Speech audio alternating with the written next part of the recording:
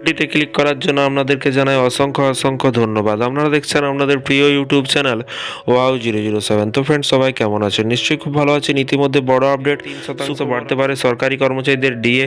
কি বলা হয়েছে বিস্তারিত চলুন জেনে নেওয়া যাক। এখানে বলা হয়েছে সাম্প্রতিক মহার্ঘ ভাতা বৃদ্ধি করেছে কেন্দ্র সরকার, 2% ডিএ বৃদ্ধির সিদ্ধান্ত। এরই মধ্যে কিন্তু শোনা যাচ্ছে যে কেন্দ্রীয় সরকারি কর্মচারীদের ডিএ আরও কিন্তু 3% পর্যন্ত বাড়ানোর পরিকল্পনা করছে কর্মচারীদের জন্য।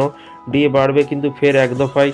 কি বলা হয়েছে বিস্তারিত চলুন জেনে নেওয়া যায়। এতদিন সপ্তম পে কমিশনের আওতায় কিন্তু প্রায় ডিএ পাচ্ছিলেন কেন্দ্রের কর্মচারীরা। এবার 2% ডিএ বৃদ্ধি পেয়ে কিন্তু 60% হয়েছে, যা জানুয়ারি থেকেই কিন্তু লাগু হবে এবং এই বর্ধিত ডিএ 2026 সালে 1 জানুয়ারি থেকেই কিন্তু মিলবে এবং মুদ্রাস্ফীতি থেকে কর্মচারীদের মুক্তি দিতে কিন্তু নিয়ম মতো কর্মচারীদের মহার্ঘ ভাতা বৃদ্ধি করে কেন্দ্রীয় সরকার। সূত্রের খবর, এবার 3% ডিএ বৃদ্ধি করা হতে পারে। বছরে দুবার মহার্ঘ ভাতা বৃদ্ধি করে কেন্দ্র, জানুয়ারি এবং জুলাই।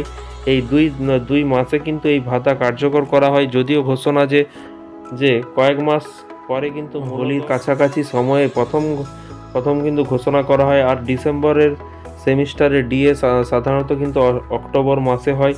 অতীতের প্রবণতা এবং একাধিক সূত্র অনুযায়ী কিন্তু ডিএ বৃদ্ধির ঘোষণাটি কিন্তু হওয়া সম্ভব রয়েছে বলে কিন্তু বলা হয়েছে এবং বিভিন্ন সংবাদ মাধ্যমে প্রতিবেদন অনুযায়ী কিন্তু ডিএ 3% বাড়ালে কিন্তু এবার 63% পৌঁছে যেতে পারে। এর ফলে কিন্তু 1 কোটিরও বেশি কেন্দ্রীয় সরকারি কর্মচারী এবং পেনশনভোগীরা বলে কিন্তু মনে করা হচ্ছে।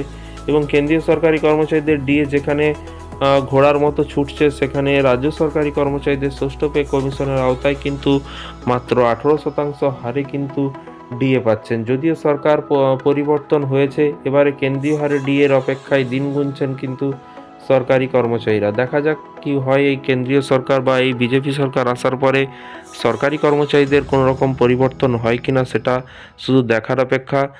সবাই চিন্তার মধ্যে আছে যে স্থায়ী অস্থায়ী চুক্তিভিত্তিক কর্মচারীদের স্থায়ীকরণ হবে কিনা, এটাও একটা চিন্তার মধ্যে সকলেই আছেন। তো ফ্রেন্ডস, দেখা যাক কি হয়।